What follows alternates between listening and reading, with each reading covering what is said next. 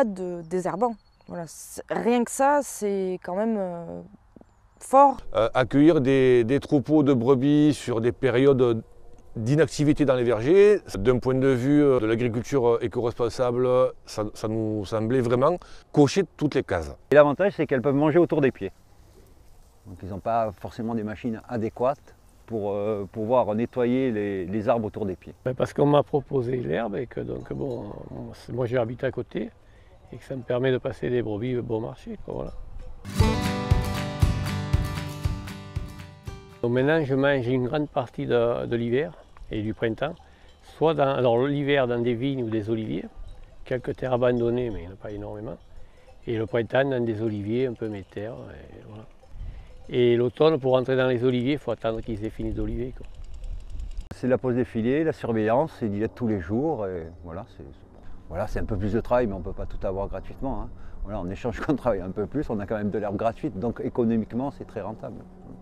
On a décalé légèrement nos travaux de taille, mais l'un dans l'autre, c'est quand même une pratique qui arrive à bien s'imbriquer entre les pratiques de taille, les chantiers de taille, et la pratique de l'éco-pastoralisme. Quand il a besoin de venir, il va nous appeler et on va lui dire plutôt sur cette parcelle, plutôt sur l'autre, et puis on va s'arranger ensemble. Éventuellement, nous, on va décaler certains passages dans les vergers s'ils sont là. Quand on commence à avoir de la sécheresse un petit peu dans nos vergers, donc on va commencer à irriguer l'olivier, donc lui donner à boire, et qu'autour il y a d'autres herbes, d'autres plantes qui elles vont aller chercher et qui vont certainement y aller plus vite que lui, ça va le concurrencer et aller prendre son eau. Donc l'idée c'est de ne pas avoir cette concurrence d'herbes et d'oliviers. Donc la brebis, elle en a besoin et nous on n'en a pas besoin. C'est à la fois une économie de temps, une économie de mécanisation, et un gain agronomique. Elles viennent nettoyer le terrain avant la taille. Dans les vergers d'olivier et dans les vignes, je vais avec les brebis n'importe comment. N'importe quellement, ça n'a pas d'importance. Dans une colline, il ne faut pas une brebis qui a l'agneau, ou qui est en fin de gestation, quoi, qui a besoin de manger quelque chose de nourrissant. Et ça aère le sol parce qu'elle piétine, du coup ça met de l'engrais, c'est qu'un avantage. Ah oui, parce que les terres sont toujours travaillées. On peut se retrouver dans des parcelles où on est envahi de lierre. Et l'avantage des brebis, c'est qu'elles adorent le lierre. Du coup, elles nettoient alors à merveille. Voilà. Mieux qu'une machine. Quand vous avez le passage des brebis, c'est très droit, comme si on venait de lui faire une coupe de cheveux, quoi. Hein, comme quand on sort chez le coiffeur, qu'on a un carré, c'est pareil.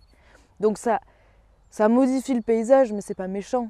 Au contraire, ça fait partie de leur passage, quoi. Des inconvénients, j'en vois vraiment pas beaucoup.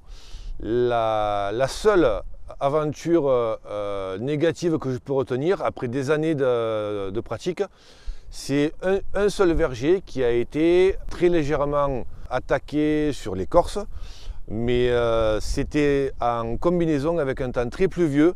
Le seul danger, c'est quand il pleut. Voilà, il faut être très vigilant parce qu'elles ont tendance à manger les arbres. Donc c'est bien d'avoir des endroits pour pouvoir se rabattre, attendre qu'il finisse de pleuvoir ou de ne pas les laisser la nuit par exemple. Les arbres, il faut qu'ils soient taillés à une certaine hauteur pour que les bêtes n'arrivent pas à l'attraper.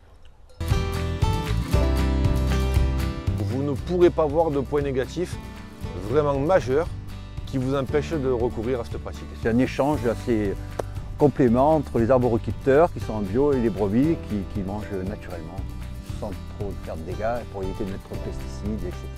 Donc c'est que bénéfice pour la planète aussi. C'est intéressant de faire perdurer cette tradition. On revient sur des pratiques qui finalement sont peut-être les bonnes. Le berger, il n'a jamais assez d'air, je dirais.